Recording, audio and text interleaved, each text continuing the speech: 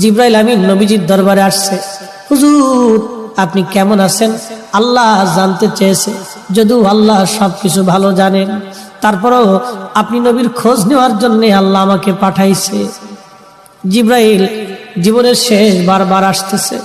জিবরাইলকে নবীজি বললেন, জিবরাইল আমার কাছে অসুস্থতা লাগে, খারাপ খারাপ লাগে, শরীর ভালো লাগে না। জিবরাইল আমিন চলে গেলেন। পরের দিন আবার আসছে। হুজুর আল্লাহ জানেন, তারপরেও খোঁজ নিতে পাঠাইছে, কেমন আছেন গো নবীজি? নবী বললেন, জিবরাইল আমি অসুস্থ। আবার চলে গেলেন জিবরাইল। পরের দিন আবার আসছে, আবার এসে খোঁজ নিয়ে বললেন, হুজুর আপনি কেমন আছেন? নবীজি বললেন, জিবরাইল অসুস্থ আমি। জিবরাইল আবার চলে গেলেন। চতুর্থ দিনের মাথায় জিবরাইল আসছে। একা আসে নাই রে, মালাকুল মউতকে সঙ্গে করে নিয়ে আসছে। আহা, আমাদের কাছে মালাকুল মউত আসবে, জিজ্ঞাসা করে আসবে না, কিন্তু নবীর দরবারে মালাকুল মউত আসছে। এসে নবীজিকে সালাম দিলেন। হুজুর অনুমতি দিলে ভিতরে আসবো। নবীজি অনুমতি দিলেন।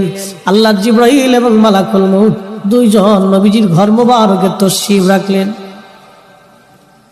পৃথিবীর একটাই ঘর, যে ঘরে ঢোকার আগে জিবরাইল আজরাইল অনুমতি চায়, তিনি রাহমাতুল লিল আলামিনের ঘর। জোরে জোরে বলা যাবে আল্লাহু আকবার। এই সুপ্রিম পাওয়ার আর কারো নসিবে হবে না, আল্লাহ আমার নবীকে দিয়েছিলেন। জিবরাইল আমিন আজরাইল নবীজিকে সালাম দিয়ে বলেন, হুজুর আল্লাহর পক্ষ থেকে আমি আজরাইলের উপরে নির্দেশ, আপনি যদি চান আমি জান কবজ করব, যদি না চান যতদিন ইচ্ছা আপনি পৃথিবীতে উম্মতের মধ্যে থাকবেন গো নবীজি, আপনার যতদিন ইচ্ছা থাকতে পারেন। যদি আপনি হুকুম দেন আমি আপনাকে আল্লাহর দরবারে নিয়ে চলে যাব। আল্লাহ আমাকে এই হুকুম প্রদান করে আপনি নবীর কাছে পাঠাইছে। ইয়া নবী আল্লাহ, অনুমতি যদি দেন, আপনার যেইভাবে অনুমতি হবে আমার হুকুম সেইভাবেই হয়েছে। হুজুর পৃথিবীতে এইভাবে কারো, আপনি নবীর আগে কারো অনুমতি হয় নাই, আপনি নবীর পরে এইভাবে কাউকে বলাও হবে না। ও নবীজি অনুমতি যদি দেন জান কবজ করব, যদি না দেন যতদিন মন চায় আপনি ততদিন পৃথিবীতে থাকবেন। তার মানে পৃথিবীর হায়াত নবীর ইচ্ছার উপরে নির্ভর ছিল। কাজটা বললেন কেন? আরো জোরে বলেন। নবী আমার জিবরাইলের দিকে তাকায় বলেন, ভাই জিবরাইল হুকুম কি এরকম? জিবরাইল বলে, হুজুর এইভাবেই তো হুকুম হইছে, আপনি যদি চান যতদিন মন চায় থাকতে পারবেন, চলে যেতে চাইলেও নিয়ে যাওয়া হবে। তবে নবীজি আপনার মাশউক আল্লাহ আপনার দিদারে আগ্রহী হয়ে আছে। আহা হা হা হা, জোরে বলা যাবে কি ইয়া রাসূলুল্লাহ? আহা হা, নবীজি কেঁদে ফেললেন। আজরাইল রে আর দেরি কইরো না, পৃথিবীতে আমি আর থাকবো না, আমি আমার মালিকের দিদারে চলে যেতে চাই, আর আমি থাকবো না, মালিকের দিদারে চলে যেতে চাই। আজরাইল আলাইহিস সালাম খুব সতর্কতার সাথে নবীজির বক্ষ মোবারকের উপরে হাত রাখলেন। বুঝতেছেনই তো মরণ বড় কঠিন, বিরাট বড় কঠিন। যখন হাত রাখছে আল্লাহ নবীজির কষ্ট হচ্ছিল। নবীজি ডেকে বলেন, আজরাইল রে আমার তো কষ্ট হয়। আজরাইল বলেন, হুজুর আল্লাহর পক্ষ থেকে আমার উপরে ফরমান, যদি আপনাকে কষ্ট দেয় আমি আজরাইলের জীবন বরবাদ হয়ে যাবে। নবী গো আপনাকে কষ্ট দেওয়া আমার জন্য হারাম। পৃথিবীতে আপনি নবীর মতো এত আশা নেই, জান কবজ আমি কোনোদিন কারো করি নাই, আপনি নবীর পরে আর এত আশা নেই কারো হবে না।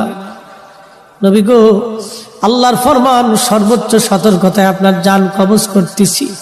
হুজুর একটু ধৈর্যই তো ধরতেই হবে, কষ্ট হবে। নবীজি বললেন, আজরাইল রে জান কবজ এত কঠিন, একটা অনুরোধ করি আজরাইল। বলেন, ইয়া নবী আল্লাহ আমার উম্মত তো বড় গুনাহগার, আমার উম্মতের জান কবজের সময় আজরাইল আমার উম্মত রে তুমি কষ্ট দিও না। আরে উম্মতের দরদি নবী এই সময় আমাদেরকে ভুলে যান নাই।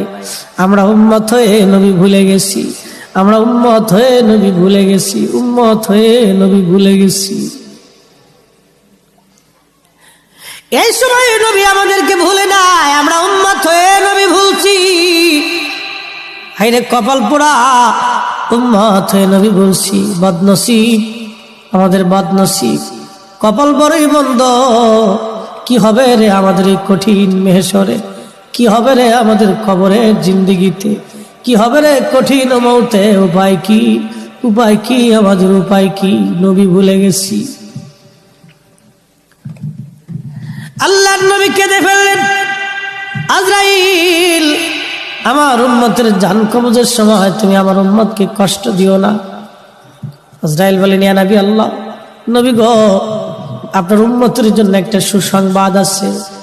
যদি আপনার উম্মত নেককার হয়, আপনার উম্মত যদি আমলে সালেহ করে, ভালো আমল করে, হুজুর, একটা মার কোলের মধ্যে বাচ্চা যেইভাবে দুগ্ধ পান করতে করতে ঘুমায়া ঘুমায়া পড়ে, একটা মায়ের কোলের মধ্যে একটা বাচ্চা দুগ্ধ পান করতে করতে যেইভাবে ঘুমায় পড়ে, নবী গো, আপনার উম্মত নেককার হলে তার মরণটা এরকম হবে, মায়ের কোলের মধ্যে ঘুমাইবে, টের পাইবে না। আহা, চিৎকার মেরে বলা যাবে কে মারহাবা।